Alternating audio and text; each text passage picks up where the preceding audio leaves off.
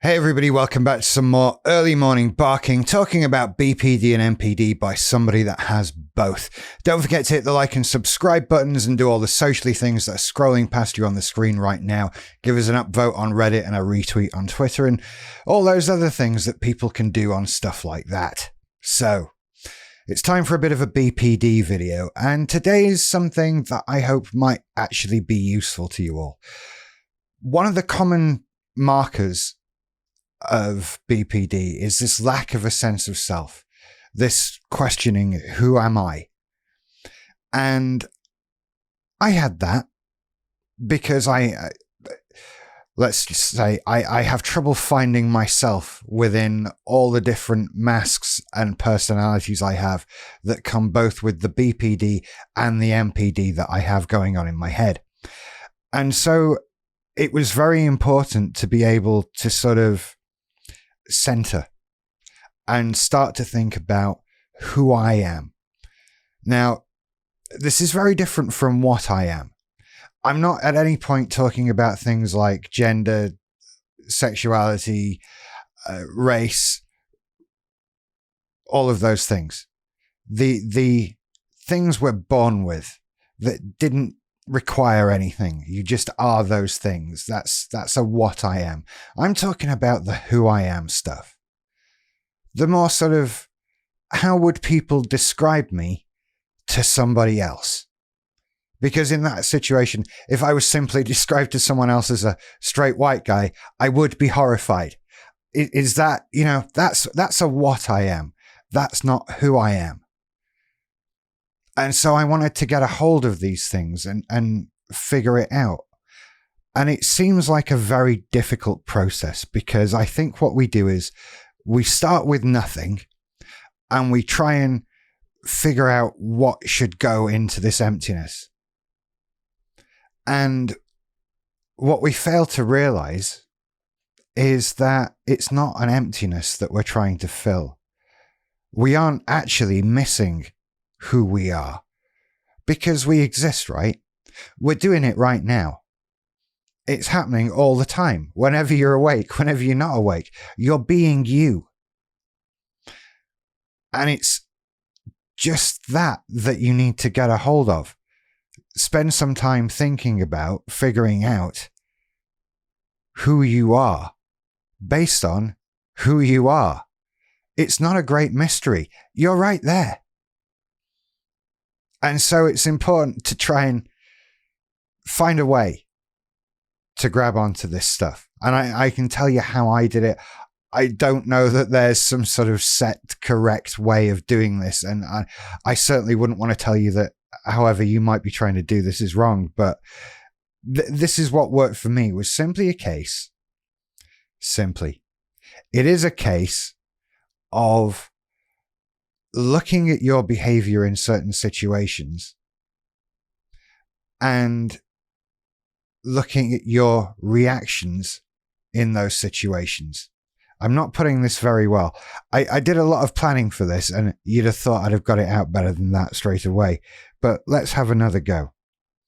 You see, there is a bit of a problem for me with this one, because it sort of ties in to MPD. I don't just have to find out who I am, but there's a lot of bits that I already know about that I don't like. And so with the MPD side of things, it becomes not a case of defining who you are, but one of redefining who you are. And that was how I sort of stumbled upon it. And I will come back to this in the next video when I talk about redefining who you are. But I digress. Let me get back to what I was saying about the BPD side of things. What we want to identify is how we react in certain situations. So think about it. Pick a situation. Pick an incident that's happened. Anything. Maybe somebody came to you with a problem.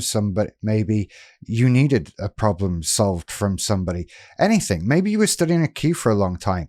Maybe a TV show you wanted to watch got cancelled. I'm trying to think of literally any scenario in a typical person's life. There's a lot of those. You need to pick your own, really. I don't know what to tell you. And look at how you reacted. Pick a situation, just one. What did I do? When I got in that queue at Asda, and the person that was at the front of it was taking ages, and they always had another thing to do. It was really quite annoying. They wanted like birthday balloons filling with helium. Then they had a phone card they needed filling up. Then they wanted some various tobacco stuff, but the person behind the counter didn't know what tobacco stuff they wanted or where it was. And then it was a case of, is it out or is it in that big box that they then have to go? And it was driving you insane. But how did you react? Because that day I did okay. I stood there and I thought about, well, I'm sure that person at the front of the queue isn't doing this to me, right? They don't know I'm back here. And if they did know I'm back here, they don't know me. They aren't doing this to me. They're just getting on with their lives. And maybe there's a day, maybe there have been many days already where I was the guy at the front of the queue holding things up. And I didn't react to anything. I just stood there and waited patiently. Maybe I can be a patient person. Maybe now I can be a calm person. Maybe I have some empathy creeping in there. And I like that. Write it down. Write down what happened and how you did that day and how you reacted, and see if it was something you like. Again, we're getting into the redefining you territory, but for now, how did you do? We need to see what we're working with, right? Write it down and let's see how it went.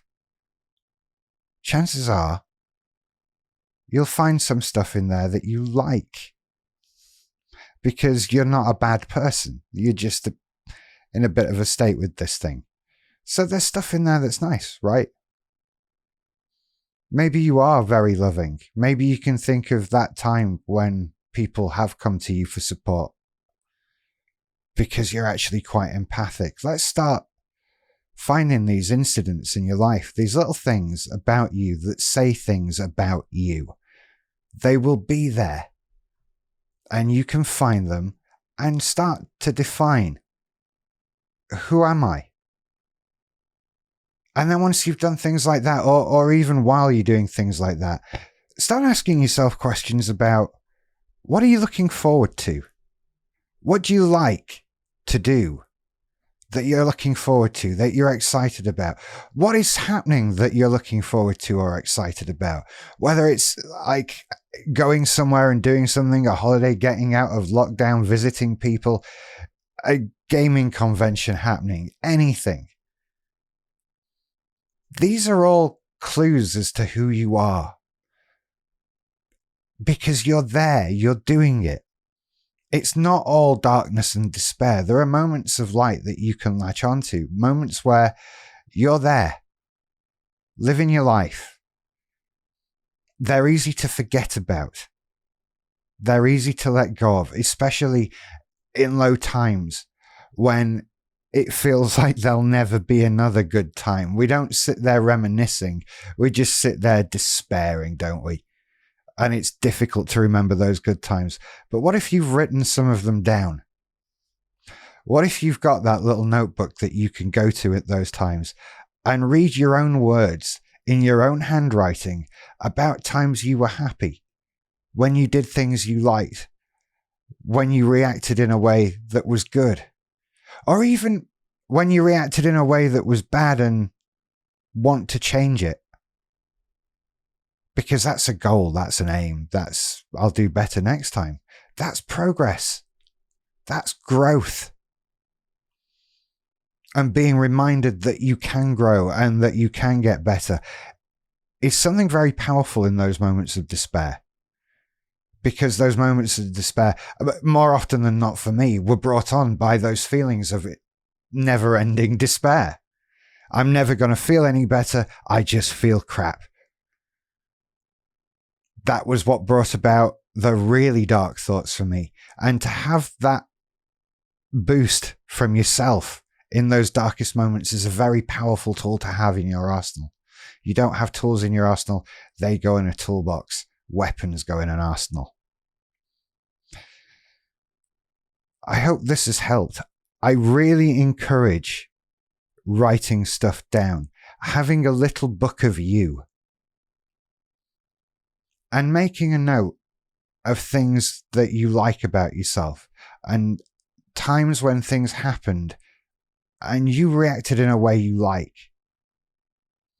We'll come back to talking about times you've reacted when things you don't like. That is a very MPD thing.